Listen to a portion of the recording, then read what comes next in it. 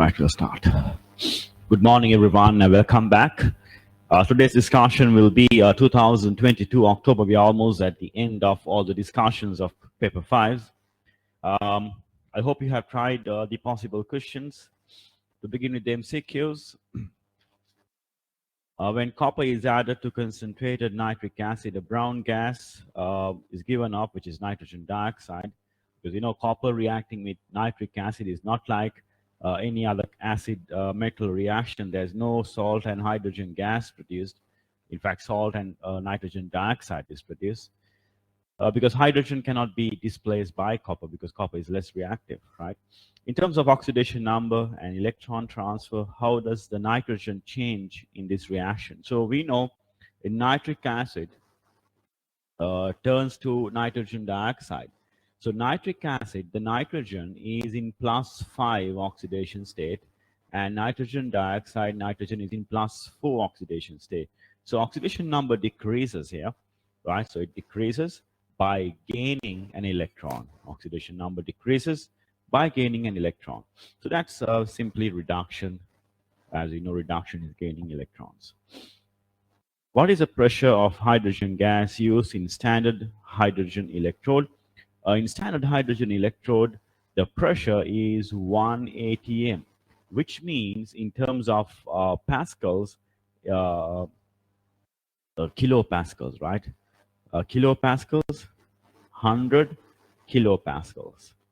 100 actually is 101 kilopascals because we know 1 atm is equal to 101325 pascals, right?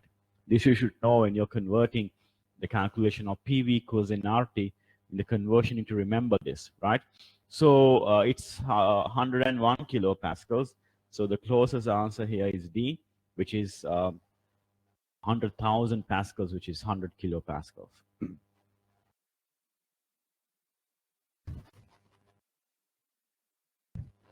Electrochemical cell is set up using the electrode system shown. What materials will be used for the electrodes in this cell? Remember, when you have two different ions, not a metal and ion, two different ions, all these are two different ions. Equilibrium is between two different ions. Then the electrodes have to be platinum. But if it's a metal and an ion, for example, chromium and chromium 3+, then you have to use chromium as the electrode, or titanium. Equilibrium with titanium 3+, then you have to use titanium as the electrode. If not, if different ions, then you have to use platinum, which is the common electrode. The reaction between dichromate and titanium ions has an E cell of plus 1.14. The standard electrode potential for dichromate chromium system is plus 1.33. What is the standard electrode potential for titanium 2+ to titanium 3 electrode system? So we have to first of all see which is the reduction, which is the oxidation, right? We know the E cell, the equation for E cell is E cathode minus E anode, right? So this is plus 1.14, and the cathode is where reduction takes place. Cathode is the terminal where reduction takes place. So here, which is reduced? let's see. Chromium dichromate to chromium 3+, this is plus 1.33 volts. So more positive one should undergo reduction. So if I'm to take that as the reduction, that has to be right, because overall to get a positive value, this has to be the reduction potential. If this is 1.33 volts and you get, will you get an overall positive value for the E cell? No, you don't get a positive value for E cell, right? No, still E cell is positive, but will you get the electrode potential for, yeah, this is negative, is positive. Yeah, you get positive value, right? You get minus 0.19 volts equals minus EA, right? So EA is 1.19 volts plus value. right? So the question is, we know the standard electrode potential for dichromate and chromium is 1.33. So that has to be reduction, right? Because that's a greater positive value, because there's that has to be reduction. And it says the reaction between dichromate and titanium 3 plus. See, you notice that the reaction is between dichromate and titanium 3 plus. So dichromate has to be the reactant. This has to be the reactant, and titanium 3 plus has to be the reactant. So we have to reverse this equation. We have to reverse the titanium equation so that titanium 3 plus will be as the reactant. So when you reverse that, that becomes the oxidation equation, which is the anode, right? That's how we know the 1.33 is the cathode. Otherwise, you will not know. Got it? Is that clear, Kim 9? So that's why I took the E cathode as 1.33 volts, because reduction takes place at the cathode. So that has to be the cathode. So the other one has to be reversed as the anode, because anode oxidation takes place. Cathode reduction with red cat. Clear?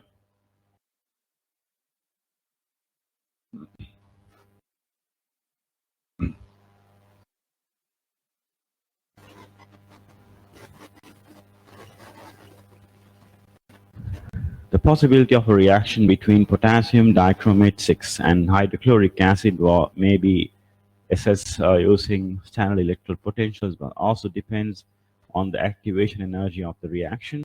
When potassium dichromate 6 and hydrochloric acid are mixed, very little chlorine is formed under standard conditions, but a significant amount of chlorine is produced when concentrated hydrochloric acid is used.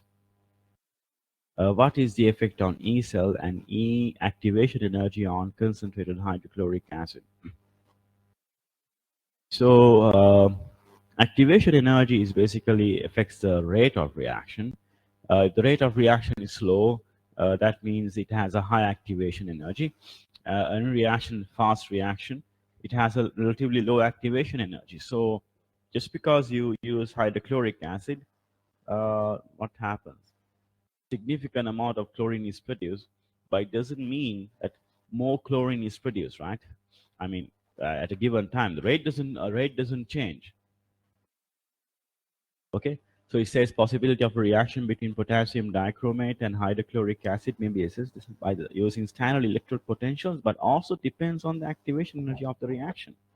When potassium dichromate 6 and hydrochloric acid are mixed, very little chlorine is formed under standard conditions, but a significant amount of chlorine is produced when concentrated hydrochloric is used. So that means only the E cell value will increase. That means reaction becomes more and more feasible. It doesn't say more products are produced at a unique time. So the activation energy doesn't change, and E cell becomes more positive. When E cell is more positive, reaction is more feasible. The E cell is more positive, reaction is more feasible. But activation energy, if you say decrease, then it should produce a chlorine faster. But doesn't say it produces fast, produces more chlorine. Clear? The element zinc is not classified as a transition metal because it doesn't have an ion with a partially filled d orbital. So the only ion zinc doesn't have partially filled d orbital, because zinc is only 2 plus, zinc 2 plus, and it has a configuration of 3d10, so it doesn't have a partially filled d orbital. What is the electronic configuration of Fe2 plus ion? Fe2 plus ion, you remove it's 3d2, sorry, 4s2, 3d6, right? Ion is 4s2, 3d6, 26 atomic number. So you're removing 2 plus from the outermost. So it will be 3d6. All these electrons are removed from the outermost 4s first.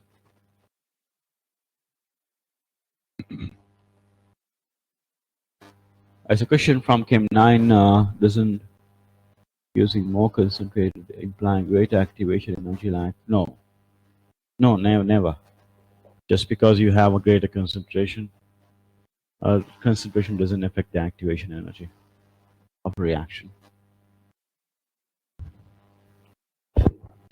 Activation energy is fixed for a reaction. Only catalyst can alter it. Platinum forms a complex with the formula diamine dichloropplatinum, which is used in cancer treatment. You have cisplatin and transplatin. The complex used in cancer treatment is cisplatin. Where is cisplatin? This is cisplatin. These are transplatin, and this structure is wrong. It's not a tetrahedral. Well, how it used in cancer treatment? What happens basically? Cisplatin attacks the DNA of the cancer cells and prevents the replication of the cancer cells. When oxygen binds to heme group in hemoglobin, each oxygen molecule bonds reversibly to iron 2. Yes, because carbon monoxide can make it reversible, because reaction of oxygen with hemoglobin is not a straightforward, it's a reversible process. That's why when you inhale carbon monoxide, it prefers to bind with the carbon monoxide. The heme, when it binds to oxygen, you get the oxyhemoglobin. When it binds to carbon monoxide, it forms carboxyhemoglobin. So it's a reversible a reaction with the iron, right? So that's how the reversible reaction. When you have a greater concentration of carbon monoxide, then it prefers to bind with the carbon monoxide because the bond is very strong and the complex is very stable. So answer is A.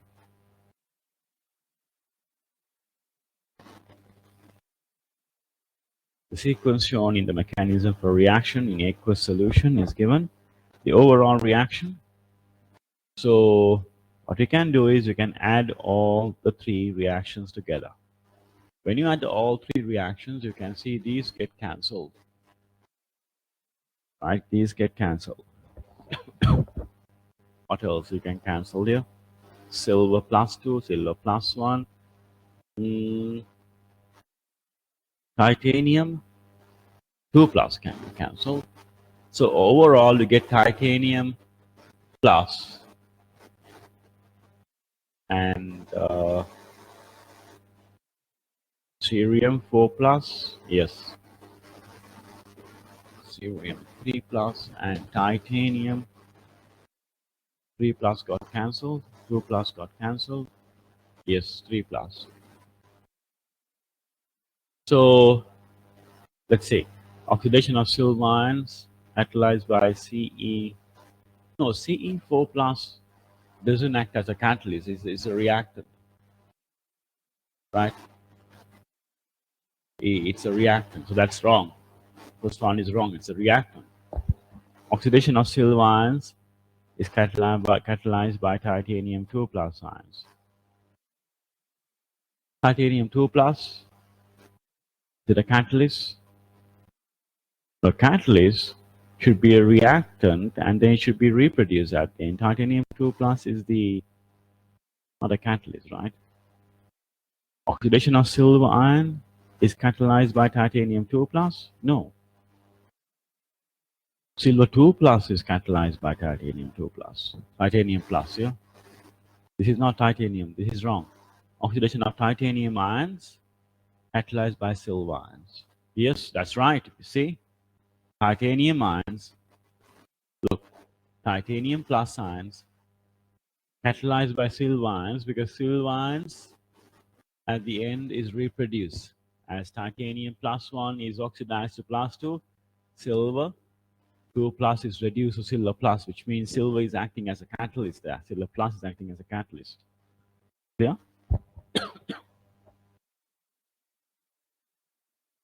How many sigma bonds and pi bonds are there in a molecule of benzene?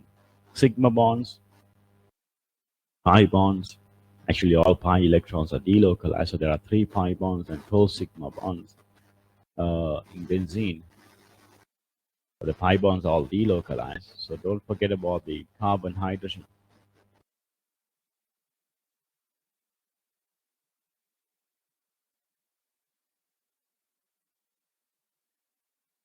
Benzene reacts with fuming sulfuric acid to form benzene sulfonic acid. Fuming sulfuric is concentrated sulfuric acid in sulfur trioxide.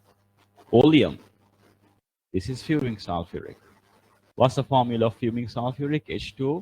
H2S2O7. We call this as what? Oleum. Oleum. Straightforward question. Oleum. Just simply add the two to get the formula of oleum.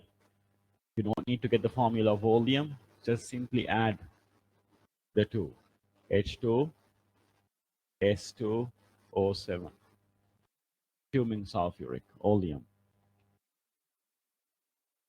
Clear?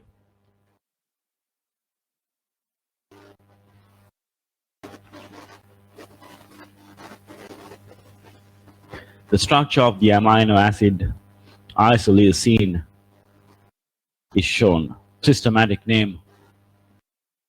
Let's number this first. Functional group. Main functional group is carboxylic, high priority. So the amine becomes the substituent. So it's 2-amino 3-methyl pentanoic acid. 2-amino 3-methyl pentanoic acid. What is the structure of isoleucine in a solution of pH2? pH2 meaning acidic. On the alkali part, this is the alkali part here, right? The alkali part get neutralized by acid. That means it can form a dative bond with BH plus. So NH2 turns to NH3 plus. Nothing happens to the carboxylic group because in acid only alkali part will react. Nothing happens to the acidic part.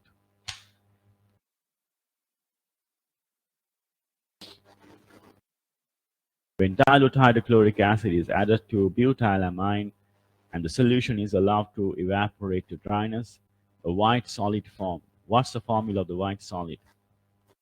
Butylamine. Let's see what is butylamine. This is C4H9 NH2. When you add hydrochloric acid to this, you get C4H9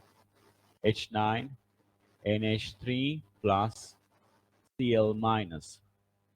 Right? NH3 plus Cl minus. Why? Because hydrochloric acid is a proton donor. It donates H plus and forms a dative bond with NH2 to form NH3 plus, and there will be ionic bond between NH3 plus and Cl minus. Right? And then white solid is formed when you evaporate it. So the formula has to be this anyway. Nothing else. Because there's no reaction taking place when you heat it. I mean, when you evaporate to dryness. Amines will be prepared by reaction of nitriles. Identify the nitrile and the reducing agent used to prepare butylamine. Butylamine, we can use amines to prepare by reduction of nitriles. Nitriles, yes, cyanides, right? Say, for example, if you want to make butylamine, C4H9 NH2, you can take a nitrile with like this nitrile and reduce with lithium aluminium hydride. You get that, right? So thin conc HCl is not correct. These are reduction for the nitrobenzene. So lithium tetrahydroaluminate is what is correct for reduction. And you can't have propene nitrile. This is butene nitrile. Because you're simply adding 2 hydrogens here and 2 hydrogens there. You get 1, 2, 3, 4. This butene nitrile becomes butanamide. Right? So number of carbons in your naming the molecule. If the molecule is a carbon containing molecule, then you should count that carbon. So what's the answer? C. Clear?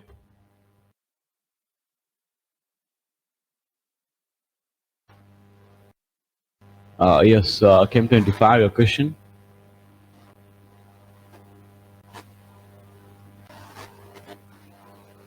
Now, we'll see what happens when you use propene nitrile. Okay, propene nitrile. This is propene nitrile, right? Because why I say prop? Because three carbons, one, two, or three. If a functional group it's a carbon containing group, you have to count that carbon. You can't ignore the C and carbon. Like for example, if you take ethanoic acid, you have to count that carboxylic carbon. Ethanol, you have to count the aldehyde carbon. Uh, Propanone, you have to count the carbonyl carbon. So when you reduce this, you'll get what? Propylamine. You don't need propylamine, you need butylamine. Okay? Is it clear?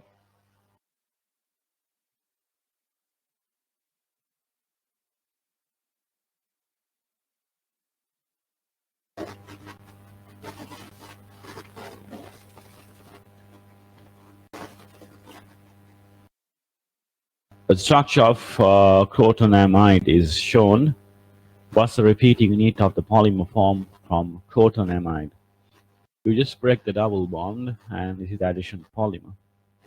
Straightforward question. Break the double bond, extend. This is the repeating unit. Answer is A. Just a carbon to carbon double bond is broken. Nothing happens to amide group.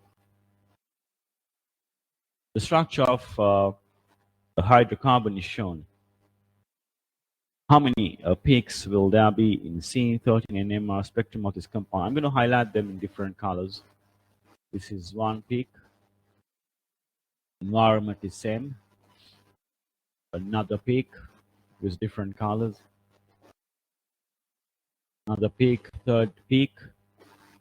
There are four peaks. Four peaks I have highlighted.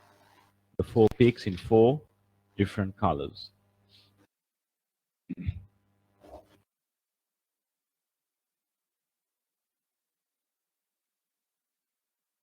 The structure of cocaine and its metabolite,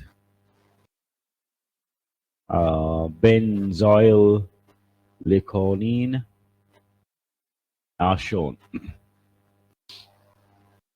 How would you expect solubility of cocaine in water and the pH of its aqueous solution compared with benzoyl liconene? Um, Cocaine, solubility wise, it should be less soluble compared to the benzoyl liconene because this has OH group which can form hydrogen bonds with water. So this has to be, cocaine should be less soluble because there's no OH groups. It still is slightly soluble because of the carbonyl group being polar, but uh, benzyl liconene is more soluble because of the OH group. And pH of the aqueous solution pH, which has a, cocaine has a higher pH or a lower pH? It has to be C or D, right? The answer should look at only C or D. Higher pH means alkali, lower pH means acid. So in aqueous solution, cocaine is not acidic, right? Because there's no acid groups there. But benzyl liconene, of course, will be acidic in aqueous solution because carboxylic acid in aqueous solution gives H plus ions. But here, in aqueous solution, the amine group is here. So that will take H plus from water and form a dative bond with H plus from water, and there'll be free OH minus ions. When the OH minus becomes free, then the pH will be greater because alkali pH will be greater. pH will turn out to be alkali, high pH.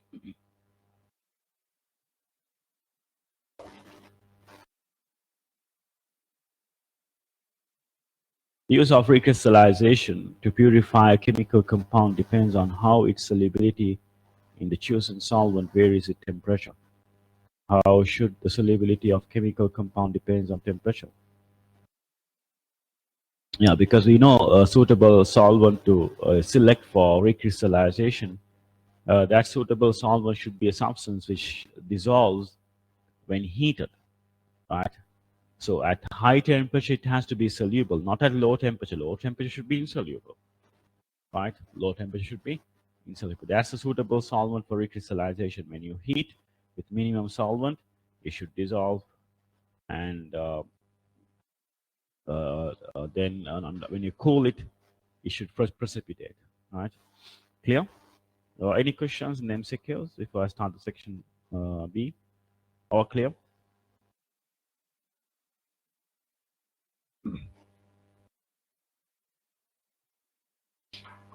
Fine.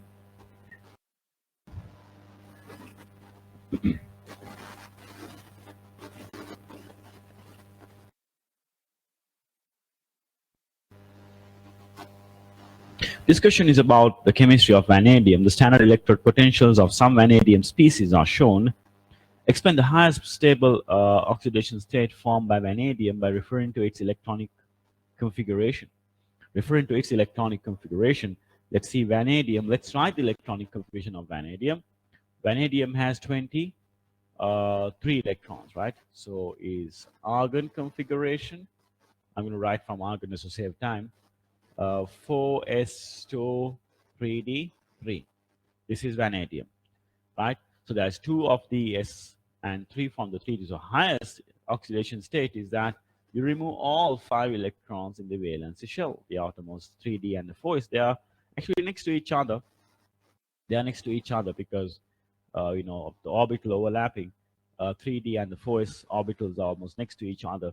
So therefore, the maximum oxidation state of vanadium will be +5. Right, so what's explanation? So just you get 1 mark for just mentioning +5, and you should write the electronic configuration is better always, but it's not a must. But when you write the configuration, it's better for the explanation.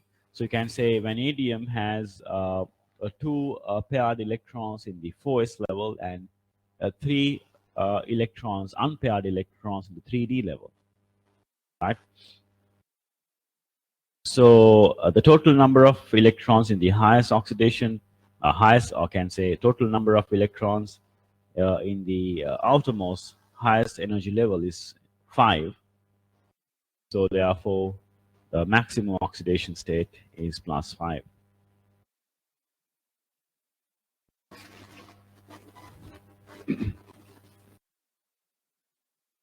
Students suggest that the vanadium, the ion VO2 plus may be converted to V3 plus using sodium thiosulfate, with no other vanadium species being formed by reduction.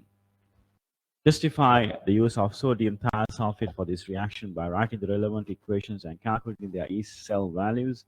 The use of standard electrode potentials given the data in the table and the values from your data booklet, and the state symbols are not required. So we know you can take the thiosulfate one.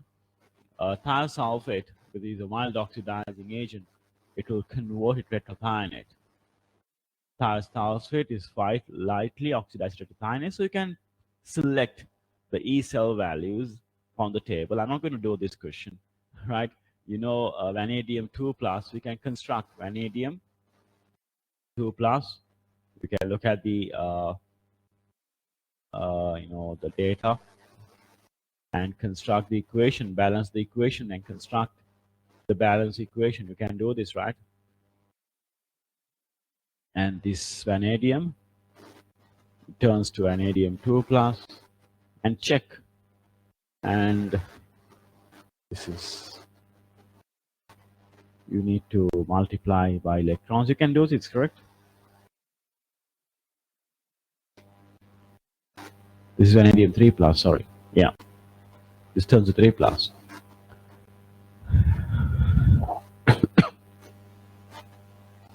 So overall, vanadium 2 plus or 3 plus, you can construct.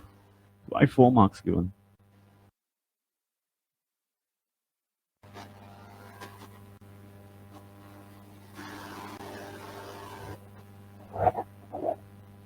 So this is one of the equations. You can calculate the cell value. And another possibility is that this is vanadium 3 plus, right? Vanadium 3 plus, can it turn to 2 plus again? You try that as well. This is one equation, right? You balance it with the electrons and construct the overall equation. I think you have to multiply this equation by 2. There's one electron here, 2 plus and plus 1, 0, 3 plus, 3 plus here. This is 4 plus, so you need to add an electron here, which means you have to multiply this whole equation by 2 and then add them together to get the overall this equation.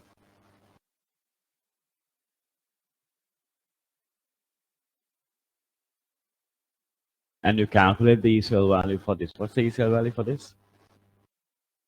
Positive, right? So you get the E cell, calculate for this is positive. So this is feasible. And then V3 plus can further go to V2 plus by thiosulfate.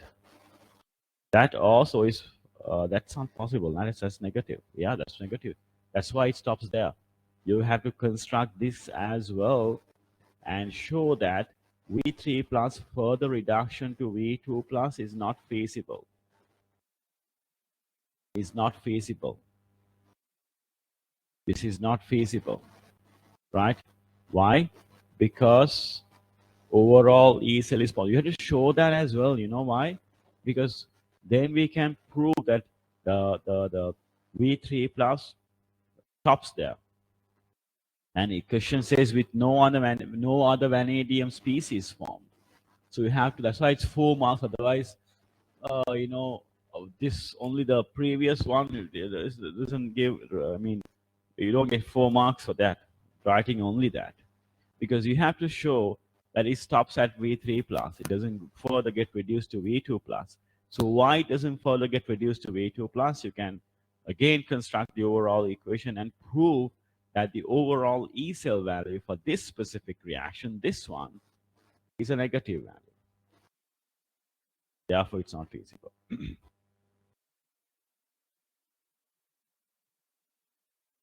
Okay, clear?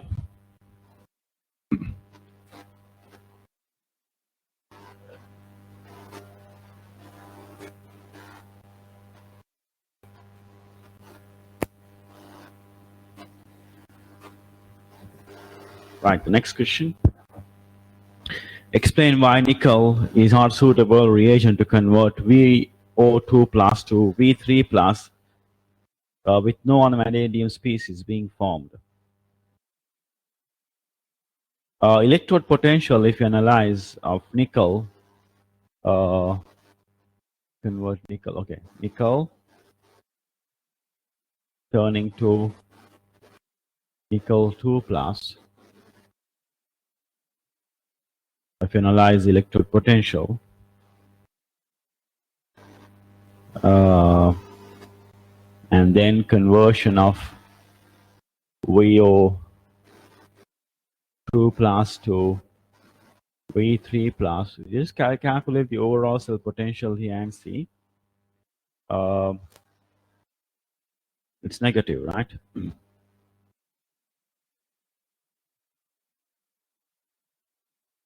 So explain why nickel is not suitable reagent to convert VO2 plus into V3 plus with no other vanadium species being formed.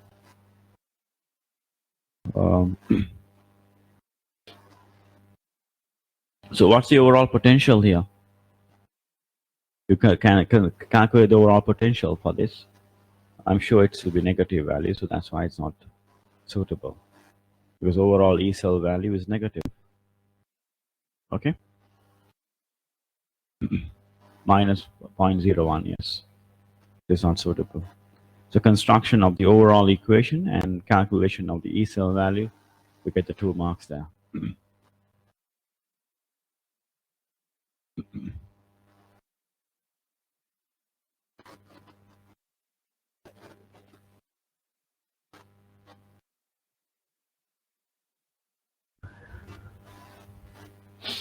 Most vanadium produced is used to make a steel alloy called ferrovanadium.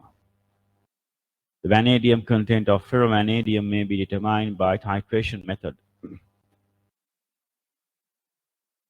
The procedure is given the sample of ferrovanadium is dissolved in chloric 5 acid. The species formed is VO3 minus. The resulting solution is transferred to 250 cm3 volumetric flask. Washing is added to the solution made up to the mark with distilled water and mixed. Basically, at 25 means 1/10 of the solution is transferred into conical flask and 25 of 0.25 iron 2 sulfate is added. The iron 2 reacts with the vanadium in the given equation. The resulting solution is titrated against potassium permanganate to find the amount of iron 2 ions. That means the back titration is done. In experiment, the mass of ferrovanadium used was 4.87. The concentration of potassium permanganate is given and the mean titer is given. Okay. So first of all, here what has happened is that you take the ferrovanadium and dissolved in chloric 5 acid, which is HClO3 acid, weak acid, and the vanadium species produced from ferrovanadium is V3 minus. And that V3 minus is released when you add chloric 5 acid. So that is what is reacted with this Fa2 plus. That is not the entire thing. You dissolve it in 250, take 1/12, 1/10 of it, and titrate this iron 2 sulfate, right? And iron 2 sulfate is added in excess. This is excess, right? So this is excess iron 2 sulfate. That is why the remaining iron is titrated with this. This is called the back titration. The first step would be to find the moles of permanganate. You will find the moles of Fe2 plus, which is reacted with permanganate. Okay? And then you got the initial moles of Fe2 plus, N equals CV for this. And then the difference in the moles of beginning of Fe2 plus and the final Fe2 plus is the amount of moles of Fe2 plus reacted with this VO3 minus. You can find the moles of VO3 minus in 25, therefore in 250. And then you can, that is simply multiply by 10. You can find the mass of vanadium. Once you know the moles, you multiply by the molar mass of vanadium. You get the mass of vanadium, that divided by the total mass, which is 4.87 into 100, you can find the percentage of vanadium. This is like a AS calculation, right? But anyway, before that, the color of the solution at the end point, you're adding potassium permanganate from the burette to the conical flask. So color at the end point, they're not asking for the color change. Now, if you just write colorless to pale pink, 0 marks. They're not asking the color change. You can't write the color change here, just final color of the solution in the conical flask is pale pink. When you use potassium permanganate, the final color is pale pink. Okay.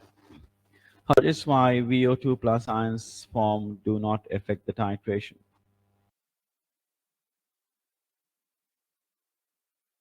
Why? VO2 plus ions, will it not react with permanganate? Hold on, yeah. That is why the VO2 plus ions form do not affect the titration. So VO2 plus, check the oxidation state of vanadium in VO2 plus. X minus 2 equals plus 2. X is plus 4. So this vanadium can be further oxidized vanadium fast plus 5 by permanganate. Right? But the thing is,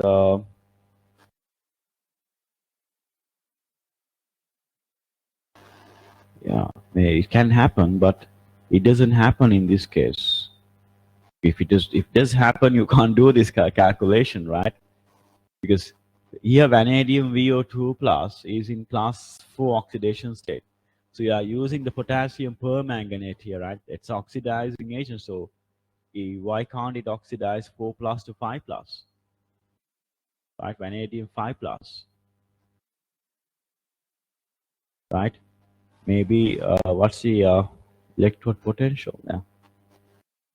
Is it positive? No, it's still positive. So it cannot oxidize it even though it's positive. Why? Now, if you calculate the E cell value for this reaction, you can calculate and prove that plus 4 vanadium in VO2 plus to plus 5 along with permanganate is positive. Is positive. But then the reaction doesn't take place. If it taking place, you can't do this experiment this way to find alternative method. Tell me now why overall cell potential being positive, why the reaction doesn't happen then? What's the possible reasons? A feasible reaction may not happen, right? In reality, no. Any, remember always a feasible reaction. If you get overall E cell positive, the reaction is feasible. I mentioned this many times. Even last week we discussed about this. A feasible reaction may not take place in practice because of the higher activation energy of the reactor. That's the only reason, right? Of course, the other reason is non-standard conditions. But here, since the conditions are all same in the same lab, and the same conditions we carry out, there's only two reasons why a feasible reaction may not take place in practice is that the non-standard conditions, because we calculate the ECL value for standard conditions. If your lab is non-standard conditions, then a feasible reaction will not take place in reality. The other reason is the high activation energy. So here, if you calculate the transformation of vanadium 4 plus to 5 plus in the presence of potassium permanganate, that's a feasible reaction. So if that feasible reaction is actually happening here, right, you can't do this experiment because potassium permanganate, like it oxidizes Fe2 plus, if you it will oxidize vanadium 4 plus to 5 plus. So how can you find the Fe2 plus concentration then? You can't do this, right? So how do you know that this doesn't happen? Because it doesn't happen, only this system has been adopted. This method has been adopted. Why a feasible reaction doesn't happen in reality? The only reason here we can think of is the higher activation energy. You can't talk about non-standard conditions because it's the same condition, right? They haven't mentioned anything about different conditions, right? So that is how this should be answered, right? So oxidation of vanadium 4 plus to 5 plus is feasible in the presence of permanganate. Oxidation of vanadium 4 plus to 5 plus is feasible in the presence of permanganate, as the overall cell potential is positive. As the overall cell potential is positive.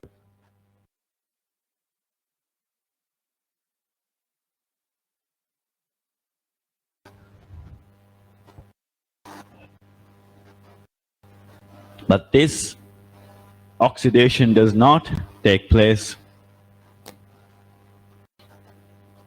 If it does take place, you can't do this time equation. It doesn't take place because of the high activation energy. That's the only reason we can think of. Because of the higher activation energy.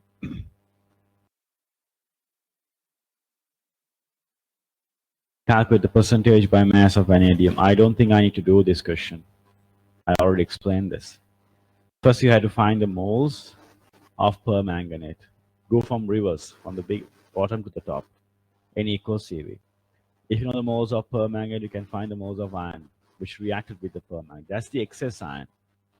And you can find the iron initially. This is the concentration of the volume. Initial iron is known, excess iron is known. You can find the iron actually which is reacted with the vanadium complex, which is VO3 minus. That is the iron. Vanadium 3 plus in 25, you can find the amount in 250 multiplied by 10, and you get the moles. That multiplied by the molar mass of vanadium to get the mass. So that divided by that mass of vanadium divided by the total mass, which is 4.87 into 100%. I believe you can do this. If you can't, just let me know. This is the AS calculation.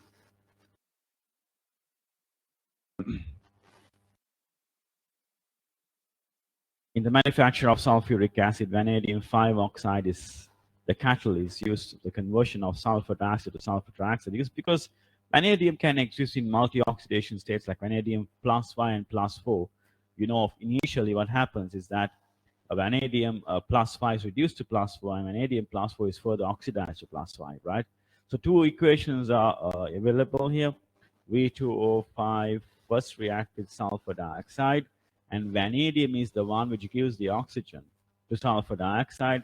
Vanadium plus 5 here, this is vanadium 5 plus turns to vanadium 4 plus. 5 plus turns to 4 plus, right? And then the vanadium 4 plus is further oxidized in the presence of oxygen in air to form vanadium 5 plus. So when you add both the equations, you see V2O5 get cancelled. So overall, you get a sulfur dioxide reacting with oxygen to form sulfur trioxide, and that proves that V2O5 is acting as a catalyst in this reaction. V2O5 is acting as a catalyst in this reaction. Clear?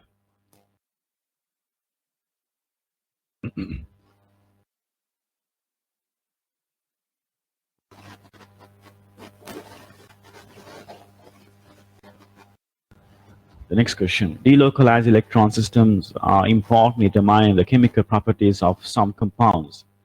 Compare and contrast the chemical reactions of bromine with benzene and cyclohexene with benzene. You know, bromine with benzene is electrophilic substitution, but cyclohexene with benzene is electrophilic addition. And phenol, again, electrophilic substitution. By considering the effects of delocalized electrons, detailed descriptions of the bonds or the reaction mechanisms involved are not required. So we know benzene with bromine electrophilic substitution and benzene with phenol, I mean the benzene, the cyclohexene with bromine is electrophilic addition, and phenol is also electrophilic addition, but that happens a little faster than benzene because of the delocalization of the lone pair on the oxygen enriches the pi system. So we had to first identify the 6 points. Now the thing is, just writing the 6 points here, you may sometimes get 1 mark or 0 marks, even though all the 6 points are correct. If you write the 6 points in the order, you might get 0 marks or maximum 1 mark sometimes. Because here, the answer is not what is, I mean, the 6 points are not what is important. As I always say, it's like writing an essay. The proper flow, the proper logical explanation, one point should be linked to the other. For example, whenever they say in smaller grades, you write essays. If you write an essay in point form, will you get marks? How much of marks you get? 0 marks, right? The same thing here. So it's not the points, the 6 points, but the flow and the logical explanation of those 6 points. So first of all, to identify the 6 points you write, right? And then you will link the points from one to the other with proper explanation, right? Clear? So let's compare now. Now the benzene, right, has a pi electron system, and cyclohexene also has a pi electron system. But the thing is that the difference is that the benzene pi electron system is delocalized, meaning highly stable, whereas the cyclohexene pi electron system is not delocalized. So that's the important point to mention first. Right? Got it? So that is the first point you have to mention. So both benzene and cyclohexene has electrons, pi electron system. Benzene pi electron system is delocalized, form a stable benzene, and then the cyclohexene is not delocalized. So because of the stability, addition reactions are not possible for the benzene. So benzene, the electrophiles will be attracted because its benzene is still electron rich, even though the pi system is delocalized, it still has electron rich center. So what happens is that the instead of electrophiles being added, it's substituted. Whereas in cyclohexene, the electrophiles are added. So both electrophiles are involved. So that's a similarity, right? Benzene and cyclohexene, electrophiles but attacks. But the type of reaction which takes place is what is different. Benzene is substitution and cyclohexene is addition, right? And the product which is formed is also different because cyclohexene gives 1,2-dibromocyclohexane, whereas benzene just gives bromobenzene. So that's, you have to explain that difference as well, right? So the similarity is that both electrophilic, difference is the product, right? Difference is the product which is formed. Then you talk about the phenol. So phenol, the benzene ring, the electron pi system of benzene ring is richer in electrons because the lone pair on the oxygen on the phenol get delocalized, get added to the pi system. That will enrich the pi electron density. So what happens is that when bromine is added to phenol, is much faster reaction because electrophiles are rapidly attacking the benzene ring, rapidly attracts the electrophiles because of rich electron rich center, right? So there, of course, you get a product 2,4,6-dibromophenol, the white precipitate, right? Of course, there are some conditions there, like you need to add catalyst. Even reaction of bromine with benzene, we have FeBr3 catalyst, but cyclohexane with benzene, there's no catalyst. But phenol with benzene, also there's no catalyst. Right? So that also shows that phenol reacts more easily with the bromine than the benzene does, because benzene involves a catalyst. Phenol just add bromine at room temperature. Got it? So these are the entire discussion. So you talk about the similarities as well as differences, type of reactions take place. You can even write equations to explain that, right? Clear? So make sure that these points are there in your answer and should be properly explained in the order. So let's compare the benzene and cyclohexene first, and then we keep the phenol to the last. Okay? So you can say the electrophile bromine, Br plus. The electrophile bromine, which is Br plus, reacts with both benzene and cyclohexene. Reacts with both benzene and cyclohexene.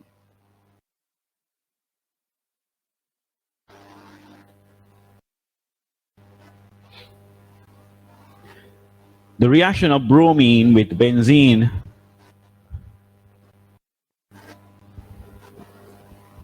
is an electrophilic substitution.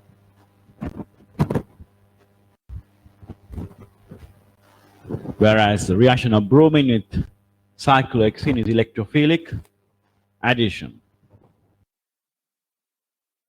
That's the difference.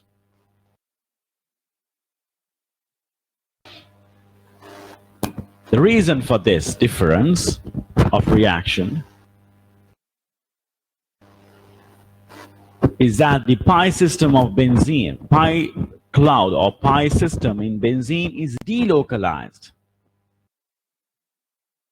The pi electron cloud or pi system of benzene is delocalized,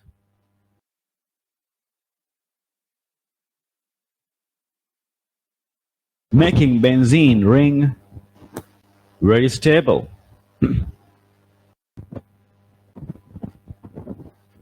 Making the benzene ring very stable.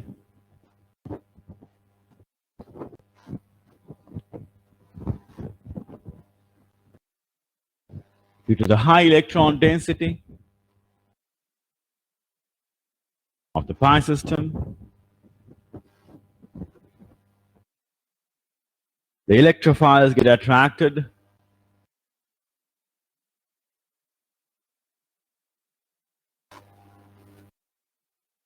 but instead of the addition,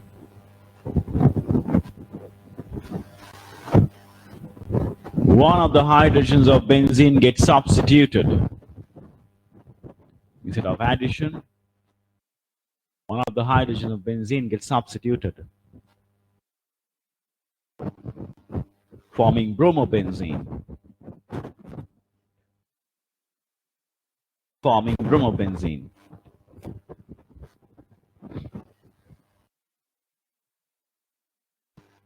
Whereas in cyclohexene,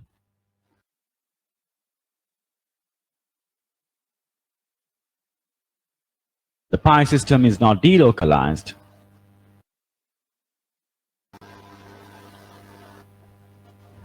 Therefore, the addition reaction results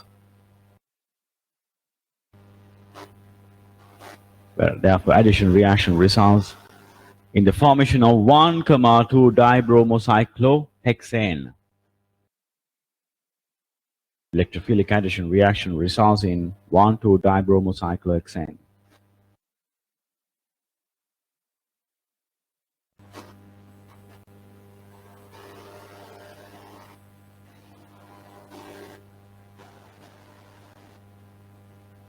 So we have completed the first 4 points. So 2 points for the explanation of the benzene, 2 points for the explanation cyclohexene. Another 2 points, the final 2 points, is for phenol discussion. So we have completed the first 4 points. And then you can talk about phenol now. The lone pair on the oxygen atom on phenol, the lone pair on the oxygen of the OH group in phenol, the lone pair on the oxygen of the OH group in phenol overlaps with the pi electron cloud of benzene, enriching the benzene ring with electrons. Or I can say increases the electron density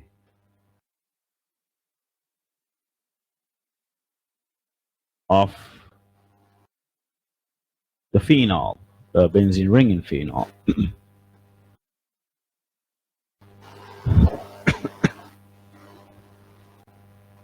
This makes the electrophile Br plus to get attracted much faster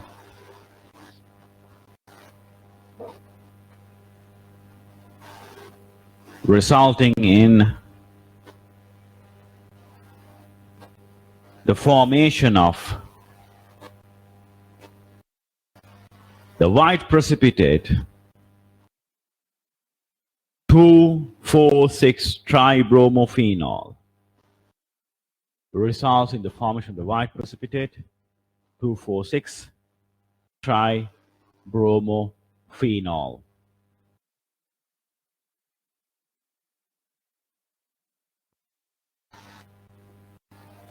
Got it? So that's sufficient.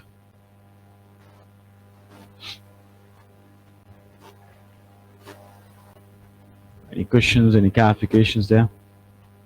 What about the conditions? Conditions, there's no difference, right? But yeah, you can mention about conditions as well, because for conditions, you can write the conditions and you write the equations. For each, you can write the equation, and there you can just mention the condition. Because condition for phenol, if bromine does nothing. But same way, of course, just aqueous bromine. And for cyclohexene also, there's no condition, just bromine. But only condition is there for the benzene, right? And simply, when you write the equations, you're supposed to write the 3 equations better. Write the 3 equations, then you just mention the condition. FeBr3 is a catalyst. You can also use AlBr3 as a catalyst, AlCl3 as a catalyst, right? Those alternative methods, right? Okay.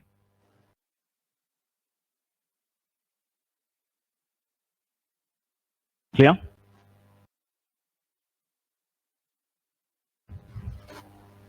AlCl3 for brittle crops? No. No. You can also use AlCl3 if you're substituting chlorine as an alternative catalyst. AlCl3 is of course used for brittle crops, but you can also add chlorine to benzene by adding AlCl3 as alternative catalyst. Both reactions. Okay, the next question.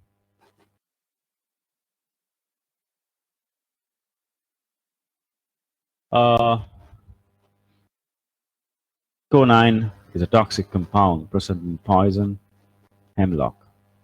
The structure of quinine, right, is shown with R representing alkyl group. Sample of 0.235 quinine was vaporized and 185 degrees Celsius and 105,000 pascals.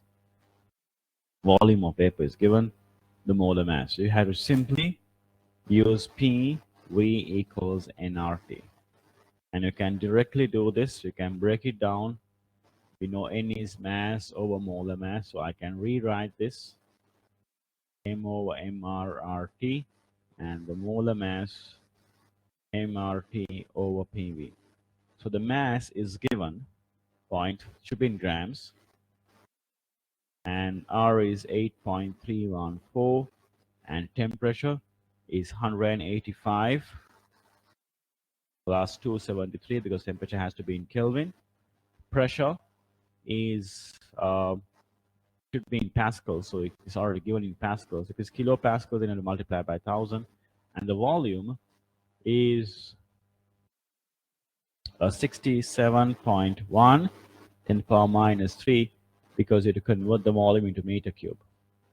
So volume has to be in meter cube, pressure has to be in pascals, temperature has to be in Kelvin, right? So you can do this. You can show the molar mass has to be this value, 127.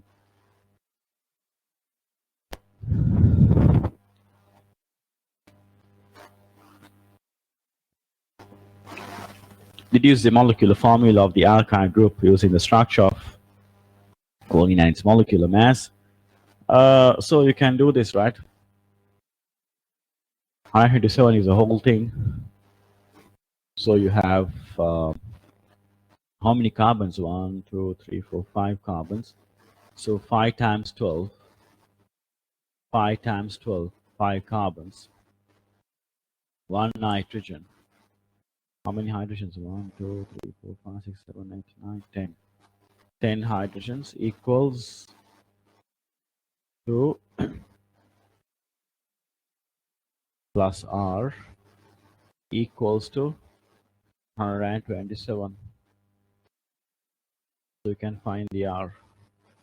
43. R is 43. Most of the CH2, CH3, CH3 maybe, you know, like CH2, CH2, CH3. This is 43. We'll see. The table summarizes low resolution NMR spectrum for the R group, only the R group. Explain why only one of the two possible structures formulae are. Explain why only one of the two possible structural formula of R can give this data. What are the two possible structures? One, as I mentioned, this is CH2, CH2, CH3. This is one possibility, mass to charge of 43. And the other possibility is that can have two methyl groups. Same thing, right? C3H7O. Sorry, C3H7. Two possibilities. So here, this will have 3 proton environments, and this will only have 2 proton environments. So here you have 3 proton environments, and the peak area is, can you notice, 322. See, 322. This is 331.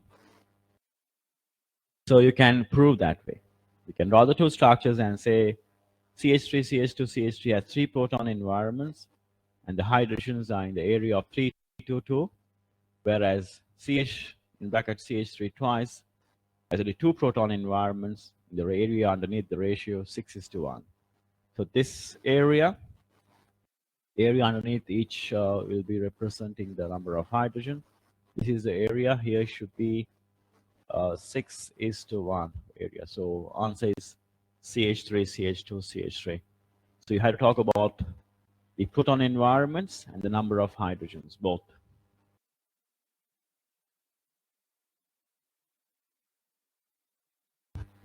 Clear? That's a low resolution in MR spectrum. The high resolution proton NMR data of our group in conine is the peak for proton environment 2 is a sextet, 6 splittings. This is the splitting patterns for the proton environments and 1 and 3 using the table. Okay, so you have CH2, CH2, CH3. So this is 6, right? Adjacent 5. So this 6 splittings. Adjacent 3 plus 2, 5 plus 1, 6. This will split into a triplet. This is triplet. That is proton environment 1. This one. Peak area 3, triplet. This is the peak area. I'll check the data booklet for that. This is 2 protons. This will be quartet. Which is a quartet one? This will be, because there's another carbon here, don't forget. And that carbon also has some hydrogens, right? Yeah, there's 1 hydrogen here in this carbon. Don't forget that. It's attached to a group, see? There's a carbon here, and that carbon has a hydrogen, don't forget. We counted that hydrogen when we calculate. Right? So this carbon has a hydrogen, so this will split into 2 plus 1, 3. 4 splittings. Quartet. Got it? So there are 4 splittings and 3 splittings. Quartet and a triplet. You can draw the diagram and show and then explain. Because why 4 splittings? Adjacent there are 3 hydrogens. 3 plus 1 in plus 1 rule. Okay?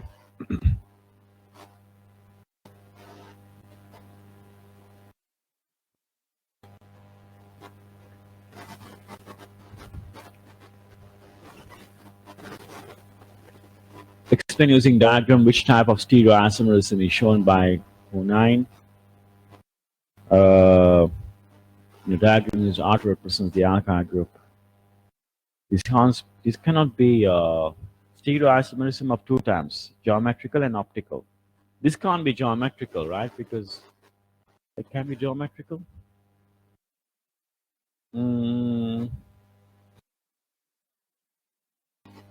No, but even though carbon-to-carbon double bond is not there, it's not a problem. Can't be geometrical. Is it optical? There are 4 different groups. Yes, you can see this asymmetric carbon over here. This is asymmetric carbon.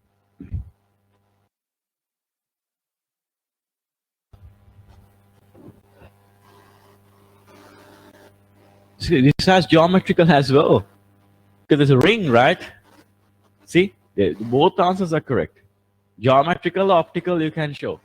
How you might wonder now, how can this be geometrical? There's no double bond. There's no double bond. There's a restricted bond rotation, even though there's no double bond. See, look at this. There is restricted bond rotation here. It's like a double bond. See, it's like this.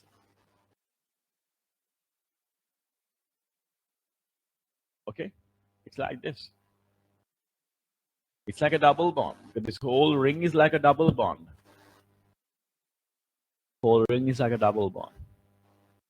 Right, so that way also you can explain cis trans or EZ. Or you can draw the optically active carbon and show its optical isomer. Both isomers, both type of stereoisomers are shown here, right? So I'm going to draw the optically active carbon and the mirror image of it.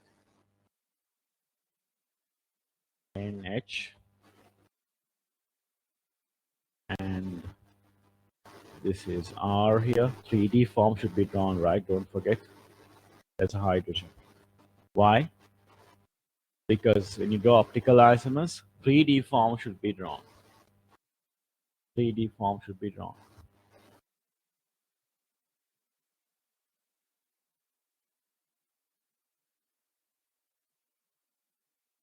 Sorry, there's a nitrogen. I wrote nitrogen wrong. Nitrogen is here.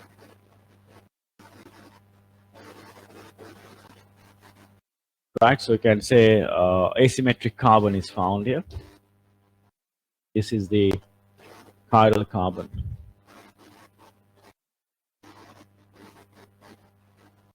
Chiral carbon.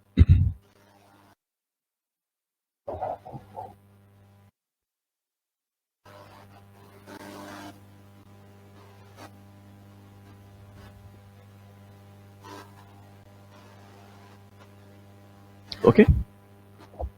Any questions there?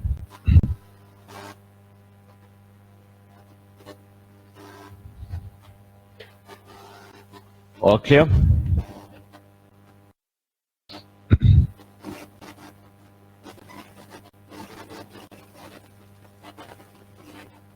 Many oxides of transition metals are used as colored pigments.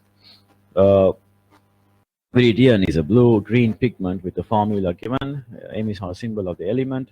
When a sample of viridian is heated until all the water of crystallization is removed, the mass reduced by 19.5%. Identify the element. Now see, this is a good question. M2O3.2H2O, right? So this molecule, if I take 1 mole of this, water will be 36 grams. How? Because 1 mole of water is 18 grams. So 18 molecular mass in grams is 1 mole. So if I take 1 mole of the whole compound, I should have 36 grams of water in it. Right? I don't know how much is 1 mole because we don't know what is M. But if I take 1 mole of the whole compound, there'll be 36 grams of water for sure. And this is what they say that 19.15% mass is reduced by 19.15%, right? When you heat. Understood? So now if you take 19.15 water is equal to 36 grams if you take 1 mole of the compound. Understood? Right? So now what you have to do is you have to find the mass of 1 mole of this whole compound. Now, if I can find the mass of 1 mole of the whole compound, that is what we call as what? The molar mass of the compound. This is what we need to know, right? If I can find the mass of 1 mole, that's the molar mass. If you know the molar mass of the whole compound, we know the molar mass of water, we can know the molar mass of oxygen, it's only can find the molar mass of M. Right? So the question says 19.15% is water. That means if I take 19.515 grams of water, that will be there in 100 grams of compound.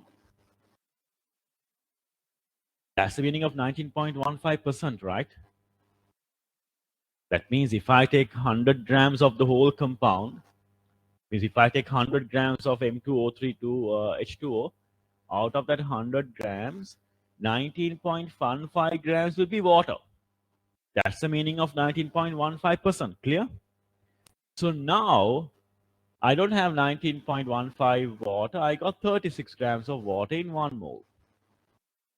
So if 19.15 grams of water should be there in 100 grams of the compound, can't we find 36 grams of water should be in how much of compound? How much of grams of compound? That's the molar mass. So it's 100 divided by 19.15 into 36. What's the answer? 188 grams. That means if 19.15% is the amount of water, which means 19.15 grams of water is there in 100 grams of compound. 36 grams of water is there in how much of compound? 188 grams. That means the whole, this is 188. This whole thing is 1 mole is 188 grams. That's the molar mass.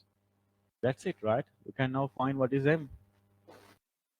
This whole thing is M2O3, 2H2O is 188. Can't you find what is M? I take M as X, 2X plus 48 plus 36 equals 188. Okay. So what is X? 52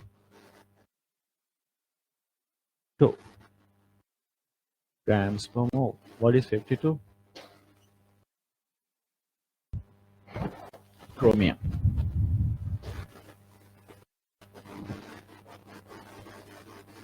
Chromium metal. Clear?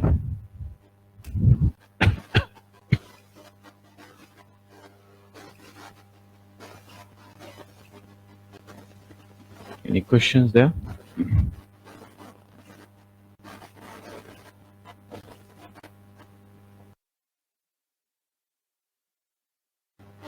I explained the simplest possible way, but if it's not clear, let me know. I'll re-explain it.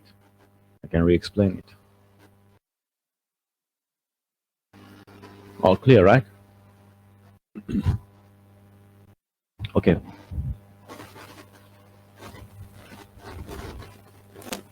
Cobalt 2 oxide is used in the ceramics industry as an additive to produce glue gases and enamels. Cobalt 2 oxide dissolves in sulfuric acid to give a pink solution of cobalt 2 sulfate.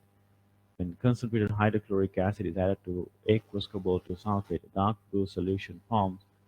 Because of the ligand exchange reaction which takes place.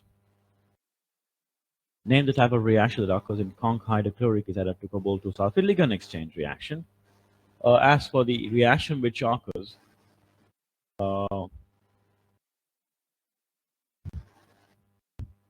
aqueous cobalt 2 sulfate is hexaqua cobalt 2 plus ions, right? Cobalt will react with this is what color? Hydrochloric. Dark blue solution, yeah. Is chloride.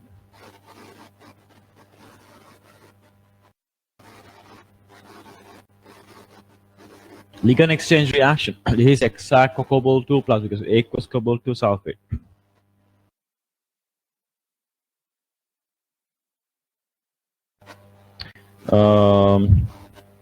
You can't have six. You can't have 6 chlorides. Why? Cobalt is here, so up to nickel you can have 6, but not chlorine because chlorine is a larger. Cl minus is a bulky ligand, larger ligand. Chlorine you can't have 6. You can't have 6 chlorides. Why the chlorine is a larger ligand? It's just a one atom. No? You might wonder why chlorine is a bulky ligand when it's just a one atom. But bulkiness is not from the number of atoms. There's also one factor, but chlorine has 3 lone pairs. Lone pair repels, so you can't have 6 chlorines next to each other in octahedral shape, like water. So you can have 6 water, but you can't have 6 chlorines. Never. Why? Because of the lone pairs. Right? You can have 6 ammonium. The ammonia nitrogen has only 1 lone pair, but after chloride forms a dative bond with one of the lone pairs, still the chlorine has 3 lone pairs around it. So they have a repulsion. Okay. That's why it's COCl4, not 6.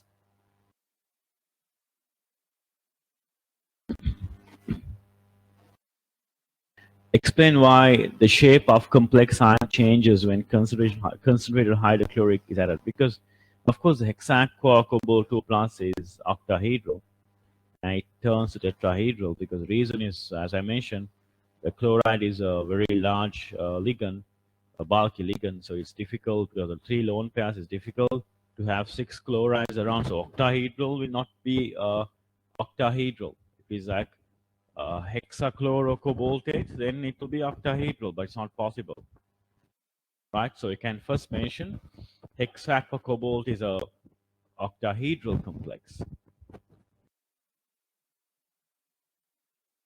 Hexacocobalt is octahedral complex.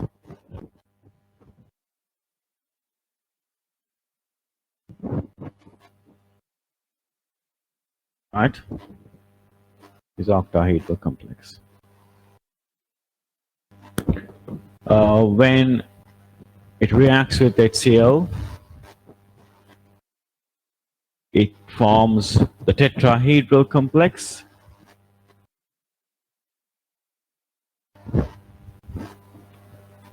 Tetrachlorocobaltate. Now again, if I ask you this question, how do you know it's tetrahedral? Why can't it be square planar? What's your answer for that? Yeah.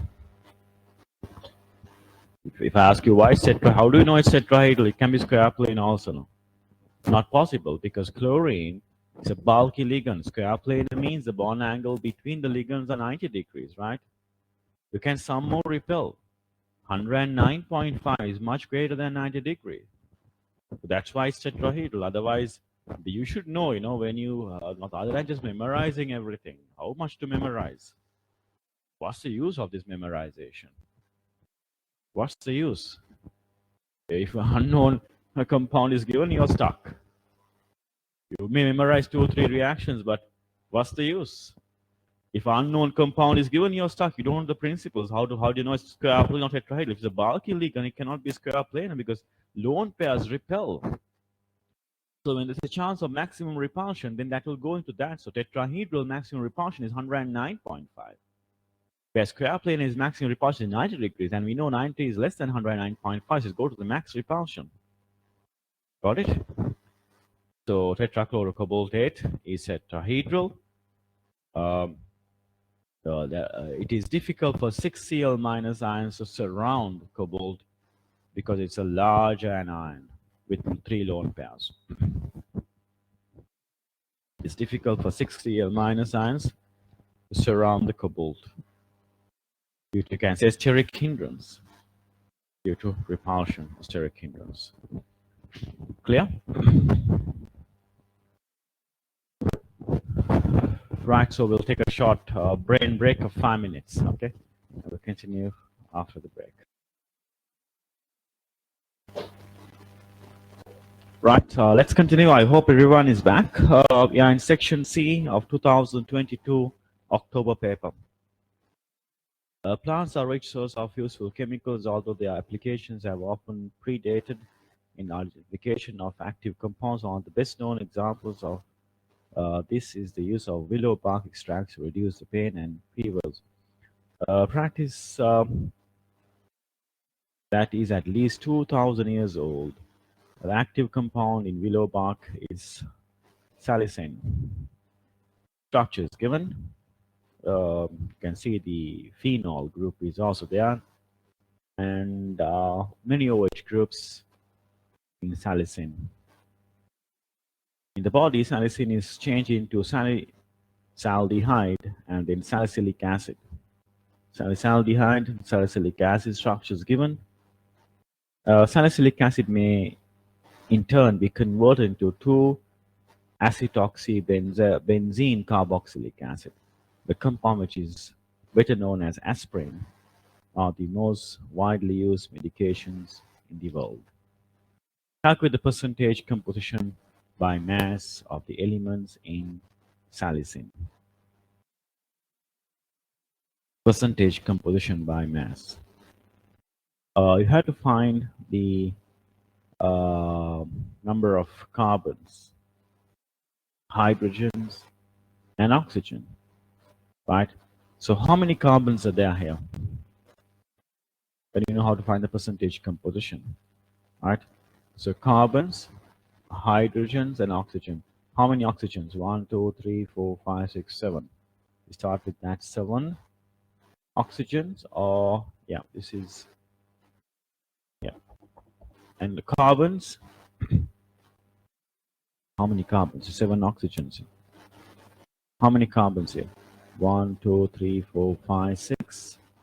6, 7. 7 plus 6, 13. How many hydrogens? 1, 2, 3, 4, 5, 6, 7, 8, 9, 10, 11, 12, 13, 14, 15, 16, 17, 18, 18. Count again the hydrogens.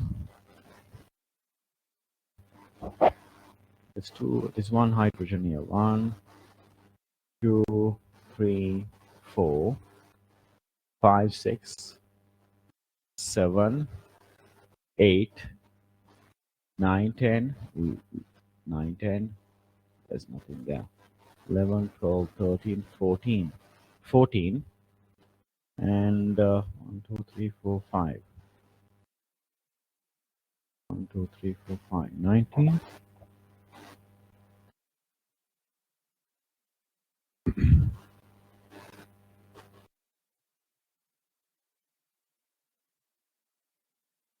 The CH2 here, yes. CH2, CH should be 18. Let's see, there's a hydrogen here. I'll just mark it again. 1, 1, 1, 1. There's 2 hydrogens here. 1. So 1, 2, 3, 4, 5, 6, 7, 8, 9, 10, 11. So whole thing has 11 here. Here, 1, 2, 3, 4. There's no hydrogen there. 5 plus 2, 7. This whole thing has 7. So 18.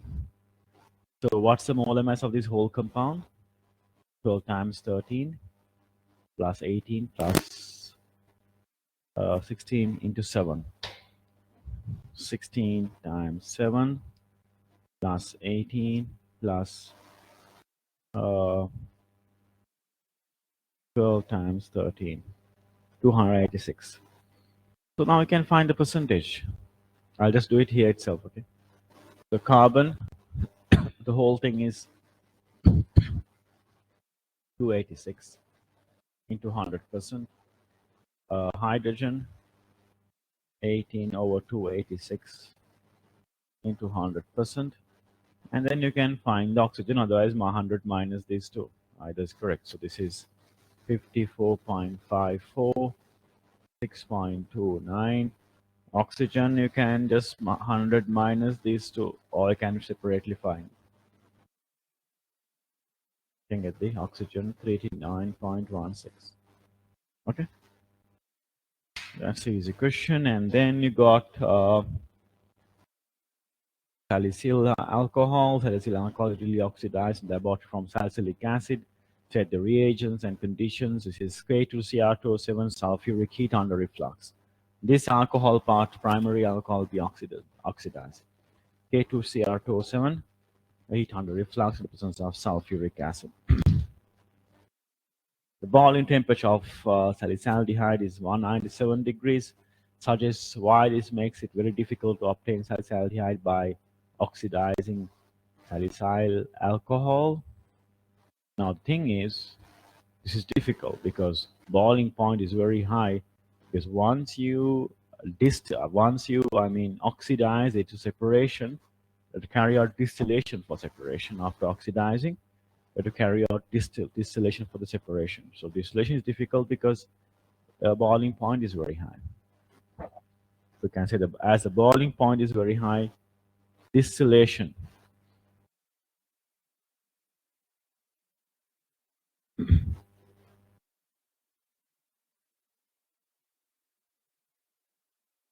is difficult. Just why this makes it very difficult to obtain salicylaldehyde by oxidizing salicyl alcohol. Did I answer that correct? Let me check again. Salicyl alcohol. Yeah. So after the oxidation, it is separated by distillation. So distillation is not easy because 197 is very high temperature. Aromatic aldehyde such as salicylaldehyde may be prepared in the laboratory by electrophilic substitution. For example, benzaldehyde may be obtained by reacting benzene with a mixture of carbon monoxide, aldehyde, hydrogen chloride in the presence of aluminium chloride.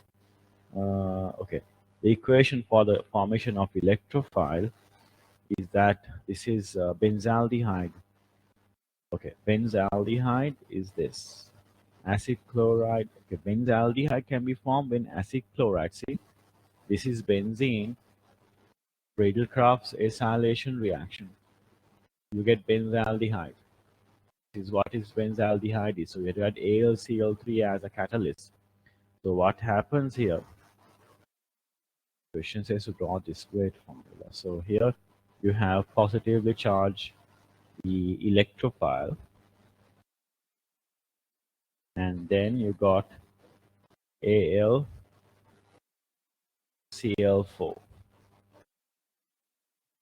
plus, right? Positively charged species.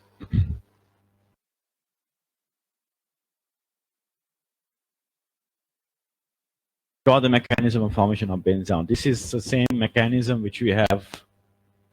I don't think we need to draw this now. I'm not going to explain anything. I'll just draw, right?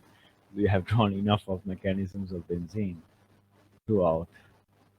You can attach it anywhere you like. If I attach it here, then the horseshoe should open from adjacent to adjacent. It's very important. Adjacent carbon to adjacent carbon, right? We have discussed this in detail under the delocalization chapter, resonance structures, and the benzene ring is reformed again, and the aldehyde part is over here. So AlCl4 minus, this part is not important, it forms AlCl3 plus HCl. How the catalyst is reproduced at the end. Okay.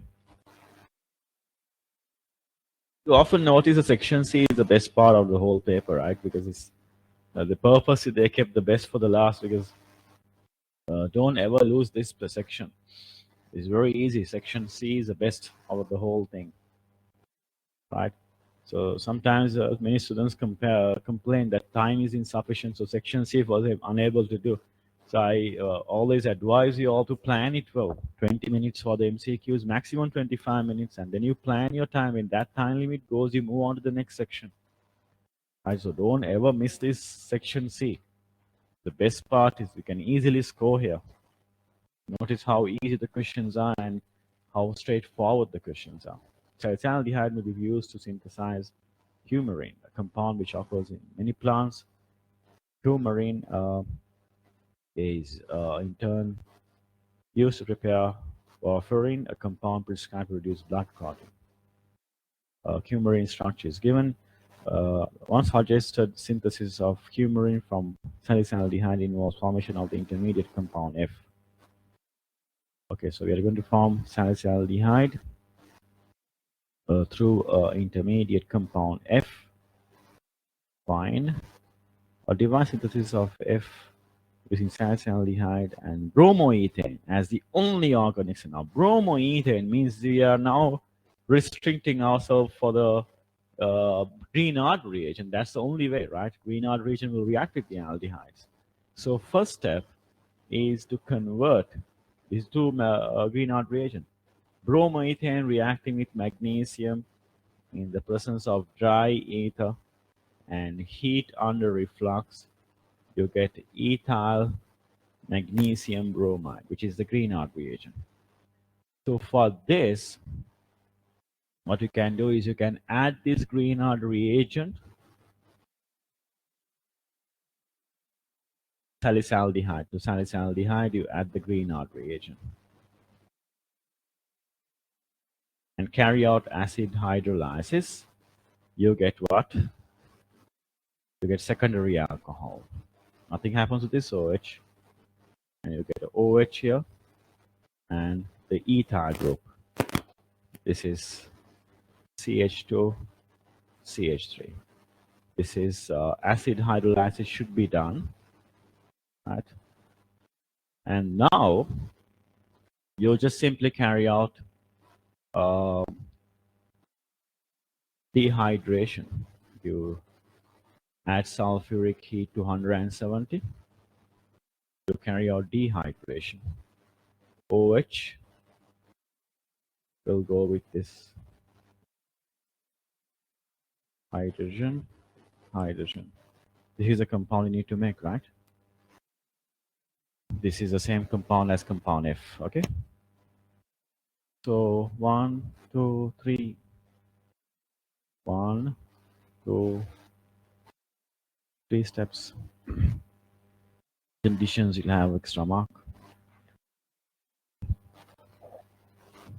Clear? So this is same as the compound which is shown there. Same thing.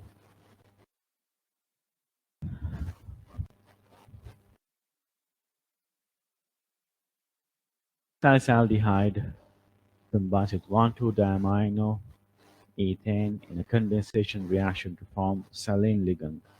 Saline ligand reacts with many metal ions to form very soluble complex which are useful catalysts. Draw the diagram of the complex that one saline ligand forms with nickel 2 plus ion. Now, a nickel 2 plus ion, I'm going to draw in this structure itself here. Nickel 2 plus in the center. It's not enough space anyway.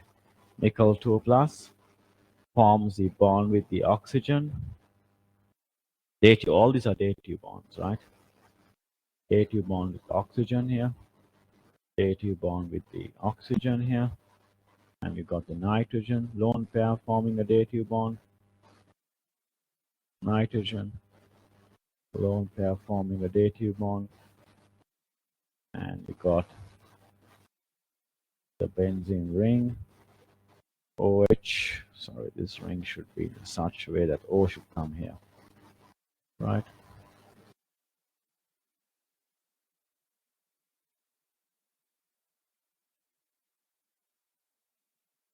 Okay. Simply nickel is in the middle, so you can just form the 4 dative bonds like this. Explain why the saline ligand complex of the nickel 2 plus ion is much more stable than the aqua complex. Why?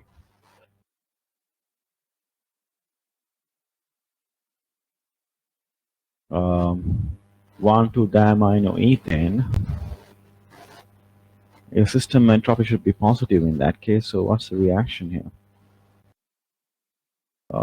System entropy should be positive. Then if it's more stable, usually what happens when you have the aqua ligand, when you have the reaction, say this complex with the nickel 2 plus, it releases the aqua ligand, 6 aqua ligands, right? Whatever it forms is nickel 2 plus complex. When it reacts with the complex, the aqua ligands change. See, it says explain why this Ni2 plus is more stable than the aqua ligands, aqua complex. So when a ligand exchange reaction takes place, what happens simply is that the aqua ligands, the 6 aqua ligands, are replaced by the nickel complex. So you can notice here the 2 molecules turning into 7 molecules. That's the driving force for the reaction. Number of molecules increase, but anyway, the aqua ligands are removed, 6 or whatever. When you remove the aqua ligands, that becomes the driving force, the main driving force for the reaction, right? So as the aqua ligands are replaced, number of particles increases. so that entropy of the system becomes more positive. System entropy increases, or I can say turns out to be more positive. Okay, so that's the end of the 2022 October paper. And we got only one paper to discuss, which is the recent Jan paper. And it's available in my website. You can see under the material section all the recent papers. The locked papers are all available in the with the marking schemes. Right. So I advise you one thing. Since this is the last paper we got, do this as the mock exam. Usually I have mock exams at the institute, so since most of you are following the lessons online, I prefer you all can do this, time it. Do it as the mock exam, right? And then we'll discuss this. Then you can mark it yourself and see where you stand. So be strict. You time it, the exact time, and do it whatever day you like before next class. Do it, and then we'll discuss it in the next lesson. I hope the final class we are scheduled is for this coming Wednesday, which is the 30th of May, or the 31st of May. I hope that will be our last class. In fact, I hope everyone can attend that. I think I checked. I did check. There is no exams on that day. Am I right? Do you have any exams on that day? I remember the A2 exams are starting on the 30th, but I don't think there's any exams for the science students on the 31st. Am I right?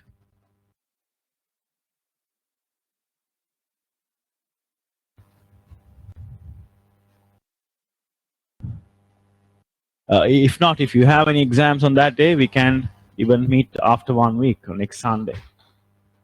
Let me know. I hope everyone can attend next Wednesday. That will be our no exams on that day, so it's better to complete it then. So we'll have it on next Wednesday at 9. Then that will be our last class, paper 5.